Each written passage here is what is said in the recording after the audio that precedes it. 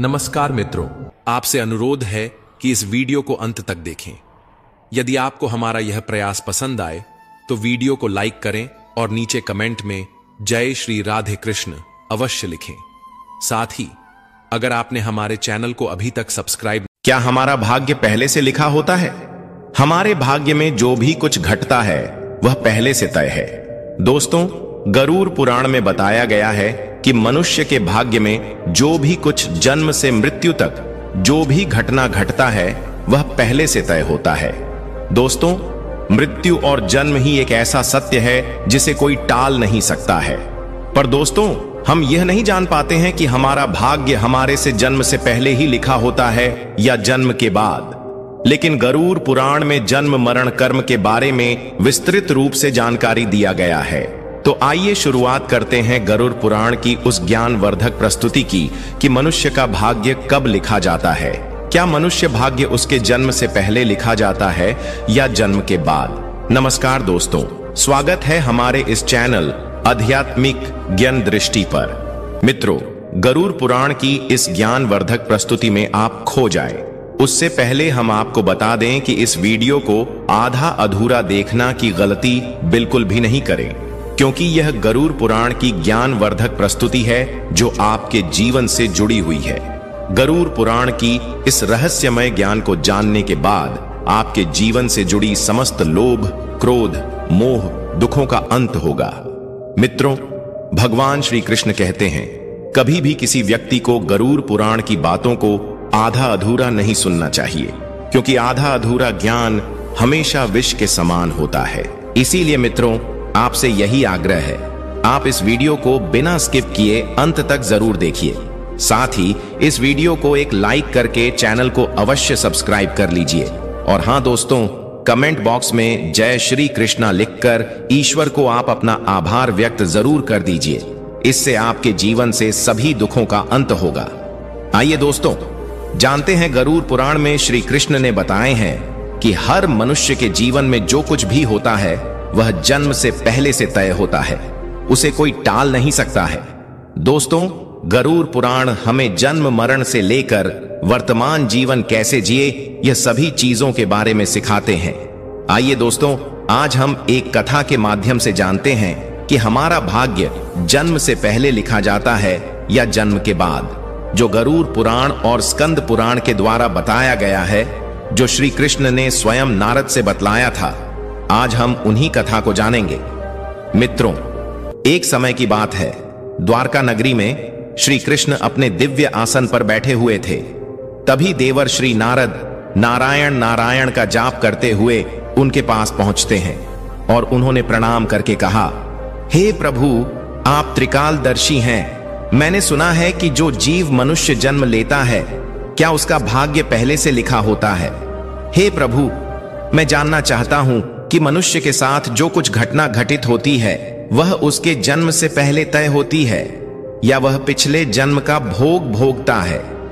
क्या यह सत्य है या हम अपनी मेहनत और कर्मों से इसे बदल सकते हैं? फिर भगवान श्री कृष्ण नारद की बात सुनकर मुस्कुराए और बोले, हे नारद, आपका यह प्रश्न बहुत ही गुण और महत्वपूर्ण है, जो मानव जाति के लिए उसके जन्म, कर्म और मृत्यु पर आधारित है। फिर कृष्ण बोले, हे नारद, मैं तुम्हें एक कथा सुनाता हूं जो न केवल तुम्हारे इस प्रश्न का उत्तर देगी, बल्कि हर मनुष्य के लिए एक चेतावनी और प्रेरणा भी होगी। तुम इस कथा को पूरे ध्यान पूर्वक आखिरी तक सुनो। कृष्ण बोले, हे नारद, यह गरुड़ पुराण की है। जो यह कथा को आधा अधूरा सुनने की गलती करता है उस पर भारी संकट आती है, क्योंकि आधा अधूरा ज्ञान हमेशा विष के समान होता है। कृष्ण बोले, हे नारद, इस कलयुग भरी संसार में जो मनुष्य इस कथा को पूरे ध्यान पूर्वक आखिरी तक सुन लेगा और समझ लेगा, उसका इस संसार से सभी पाप, कर्म, क्रोध, मोह से मुक्ति मिलेगा। फिर नारद बोले, हे प्रभु, मैं उस कथा को पूरे ध्यान पूर्वक आखिरी तक सुनूंगा। आप उस कथा को निश्चित हो सुनाएं। फिर श्री कृष्ण ने नारद को वह कथा सुनाते हुए कहा, हे नारद, प्राचीन काल में एक विशाल और समृद्ध राज्य था जिसका नाम अक्षयपुरी था। उस राज्य का शासक राजा रत्नधर था। राजा रत्नधर अत्यंत धर्मात्मा और न्याय प्रिय था। वह सदैव अपने राज्य के प्रजा के कल्याण के लिए काम करता था और धर्म का पालन करता था। उसे भगवान से एक संतान का आशीर्वाद चाहिए था ताकि वह अपने राज्य का कार्यभार किसी योग्य उत्तराधिकारी को सौंप सके। फिर हे नारद, राजा रत्नधर और रानी दोनों ने कई वर्षों तक तपस्या की। इससे भगवान शिव ने प्रसन्न होकर उसे संतान होने का वरदान दिया। फिर एक दिन भगवान शिव के आशीर्वाद से रानी गर्भवती हुई। राजा और रानी अत्यंत प्रसन्न थे क्योंकि वे चाहते थे कि उनका बेटा महान शासक बने और राज्य को सुख समृद्धि की ओर ले जाए। परंतु जब रानी ने बेटे को जन्म दिया तो वह बच्चा विकलांग और शारीरिक रूप से कमजोर था। उसके शरीर की हड्डियां टूटी हुई थीं और वह शारीरिक रूप से सक्षम नहीं था। राजा रत्नधर का दिल टूट गया। उसने भगवान से यह सवाल पूछा कि ऐसा क्यों हुआ। तब राजा रत्नधर ने भगवान श्री कृष्ण से मिलने का निर्णय लिया और उन्हें अपने दुखों को साझा करने के लिए वहां पहुंचे। राजा ने भगवान से पूछा, हे प्रभु, मैंने इतनी तपस्या की, यज्ञ किए, फिर भी मेरे बेटे का जन्म विकलांग क्यों हुआ? मैंने भगवान शिव से आशीर्वाद लिया था, लेकिन ऐसा क्यों हुआ? क्या यह मेरे भाग्य में पहले से लिखा हुआ था? फिर श्री कृष्ण मुस्कुराए और कहा, हे राजा, तुम सही कहते हो कि तुम्हारा पुत्र विकलांग जन्मा है। क्या तुम जानते हो कि तुम्हारे पुत्र का जन्म इस प्रकार क्यों हुआ है? यह तुम्हारे द्वारा किए गए पूर्व जन्मों के कर्मों का फल है। यह तुम्हारे पिछले जन्म के कर्मों का परिणाम है जो तुम्हारे भाग्य में लिखा हुआ था। लेकिन इसका कारण यह नहीं है कि तुम्हारा भाग्य पहले से निर्धारित था। यह घटना तुम्हारे और तुम्हारे बेटे के कर्मों का फल है जो उसके पिछले जन्मों से जुड़ा हुआ है। राजा ने आश्चर्यचकित होते हुए पूछा, हे प्रभु, क्या भाग्य वास्तव में पहले से लिखा होता है? श्री कृष्ण ने कहा, जन्म, मृत्यु और जीवन के उतार चढ़ाव पहले से निर्धारित होते हैं, लेकिन हम जो कर्म करते हैं वह हमारे भाग्य को बदल सकते हैं। जिस दिन तुम्हारे बेटे का जन्म हुआ उस दिन तुमने एक विशेष संतान का वरदान प्राप्त किया था, लेकिन उस संतान को चुनौतियां मिलना जरूरी था ताकि वह अपने जीवन में धैर्य, साहस और पराक्रम को विकसित कर सके। लेकिन उसका भविष्य केवल उस समय के कर्मों से नहीं होता है, बल्कि यह तुम्हारे पिछले जन्मों के कर्मों का परिणाम है। श्री कृष्ण ने राजा रत्नधर से कहा, हे राजन, भाग्य और कर्म में बहुत गहरा संबंध है। हमारे कर्म ही हमारे भाग्य का निर्माण करते हैं। यही कारण है कि हमें जीवन में अपने कर्मों को सदैव धर्म और सत्य के मार्ग पर रखना चाहिए। श्री कृष्ण ने कहा, हे राजन, जो कुछ भी तुम्हारे जीवन में घटित होता है वह तुम्हारे पिछले जन्म के कर्मों का परिणाम है। यदि तुम्हारा बेटा विकलांग जन्मा है तो यह उसकी आत्मा के पिछले जन्म के कर्मों का फल है। जब तुम एक पुण्य आत्मा के रूप में जन्म लेते हो तो तुम्हारे जीवन में कठिनाइयां और संघर्ष जरूर होंगे, क्योंकि इस दुनिया में हर आत्मा को कुछ न कुछ कष्ट भोगना पड़ता है ताकि वह अपने पिछले कर्मों को समाप्त कर सके। लेकिन याद रखो, तुम्हारे बेटे के जीवन में जो कठिनाई है वह उसकी परीक्षा है। यदि वह धैर्य और साहस से इन कठिनाइयों का सामना करता है तो वह अपने भाग्य को बदल सकता है। एक दिन वह वही कार्य करेगा जिसकी कल्पना तुमने अपने जीवन में की थी। मित्रों, फिर राजा रत्नधर ने पूछा, हे प्रभु, क्या मैं और मेरे पुत्र अपने भाग्य को बदल सकते हैं? श्री कृष्ण ने उत्तर दिया, बिल्कुल, तुम दोनों ही अपने भाग्य को बदल सकते हो।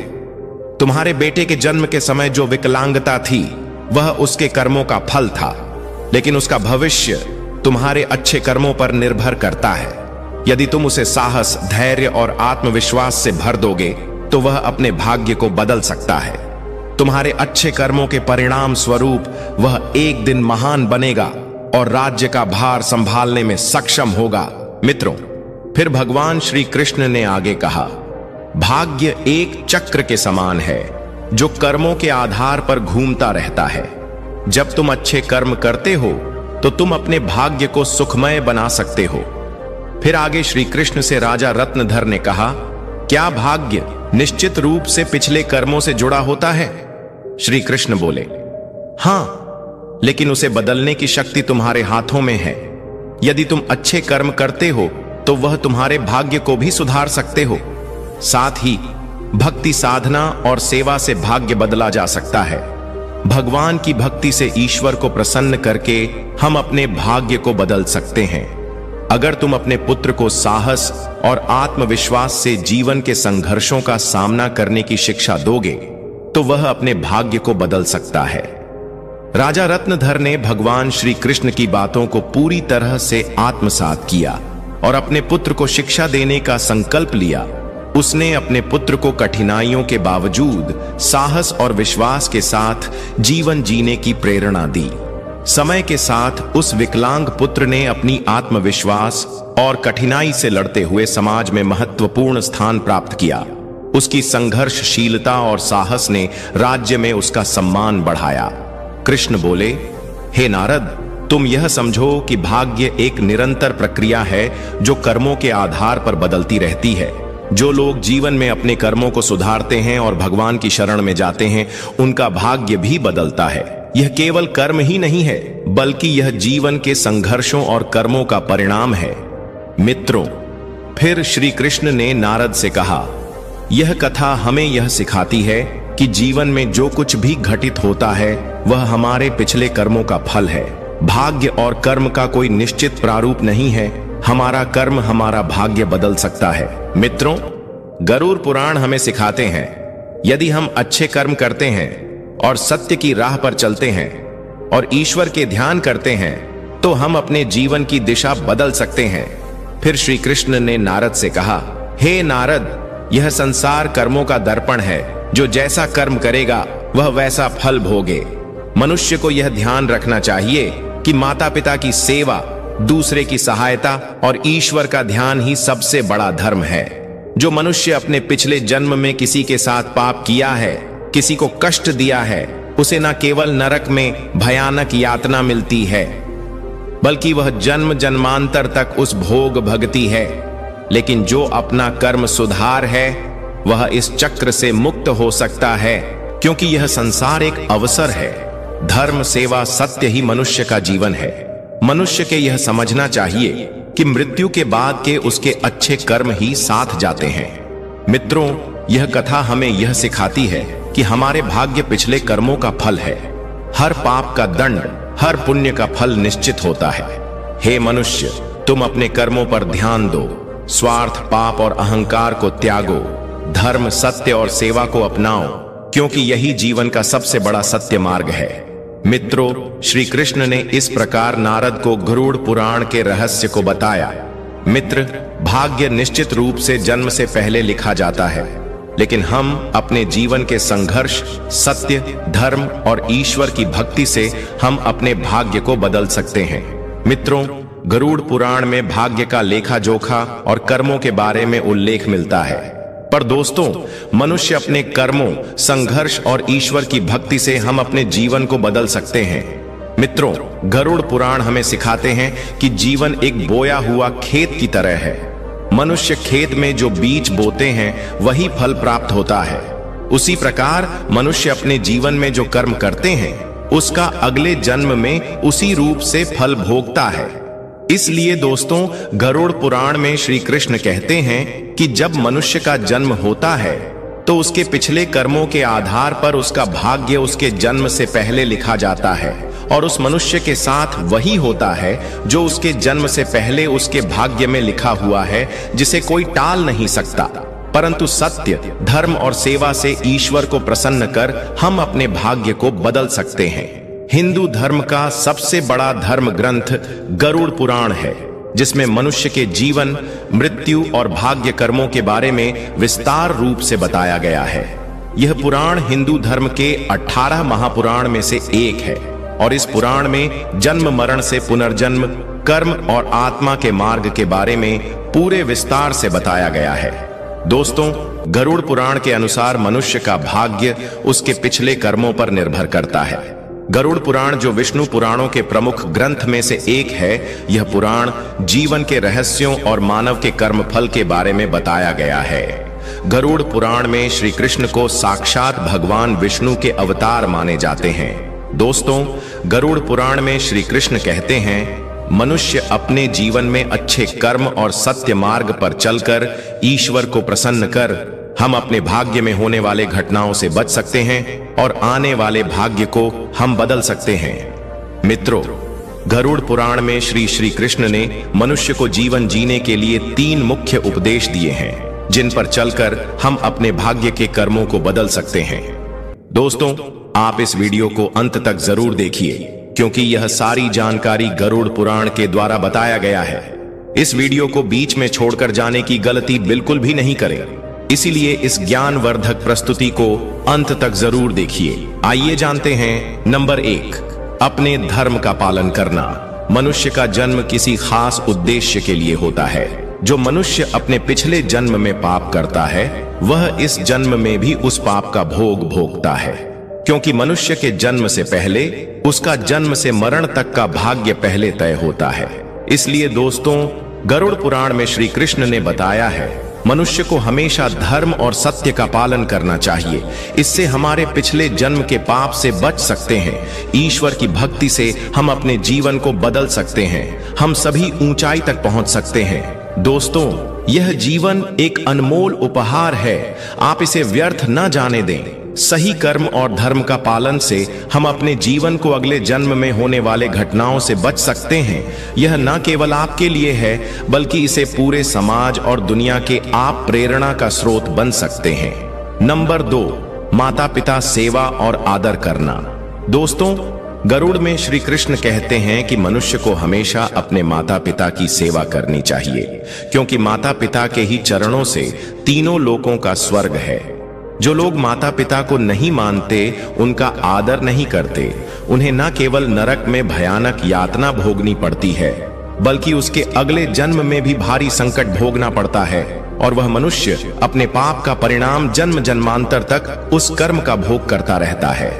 नंबर 3, अहंकार। दोस्तों, गरुड़ पुराण में श्री कृष्ण ने बताया है, मनुष्य का सबसे बड़ा शत्रु उसका अहंकार होता है, जो मनुष्य को अपने कर्मों से दूर कर देता है। जिस मनुष्य के मन में अहंकार प्रवेश कर जाता है, वह मनुष्य अपने जीवन को उस ओर ले जाता है जहां उसे संकट के सिवा कुछ और नहीं मिलता। उस व्यक्ति को न केवल नरक में भयानक यातना भोगनी पड़ती है, बल्कि वह व्यक्ति अपने आने वाले भाग्य को भी नरक की ओर ले जाता है। इसलिए मनुष्य को हमेशा सत्य, धर्म और प्रेम की भावना रखना चाहिए। इससे वर्तमान जीवन और आने वाले भाग्य हमेशा खुशहाल रहे। मित्रों, गरुड़ पुराण हमें सिखाता है, यह जीवन हमारे कर्मों का फल है। यह ग्रंथ हमें यह समझने की प्रेरणा देता है कि अपने जीवन से धर्म, सत्य, परोपकार का पालन करना ही सबसे बड़ा कर्तव्य है। आत्मा की मुक्ति और अगले जन्म में उच्च योनि प्राप्त करने के लिए मनुष्य को अपने कर्मों को ध्यान में रखना चाहिए। मित्रों, गरुड़ पुराण हिंदू धर्म के महान ग्रंथों में से एक है। यही हमारे जीवन को सही दिशा में चलने का ज्ञान देता है, जो हमें यह सिखाता है कि मनुष्य का भाग्य उसके कर्मों और ईश्वर की इच्छा का परिणाम होता है।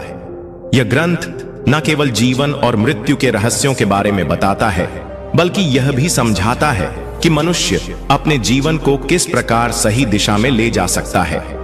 गरुड़ पुराण में मनुष्य के जन्म मरण से लेकर वर्तमान जीवन कैसे जिए, इन सभी चीजों के बारे में विस्तार से वर्णन किया गया है।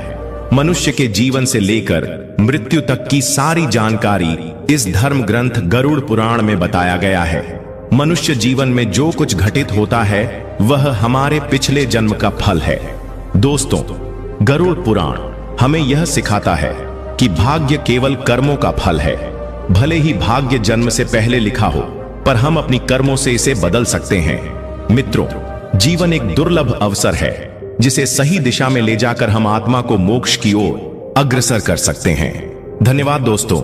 गरुड़ पुराण के द्वारा सभी बतलाए गए बातों को अवश्य ध्यान में रखें और सत्य की राह पर चलें। इससे आने वाले जीवन अत्यंत सुखद हो।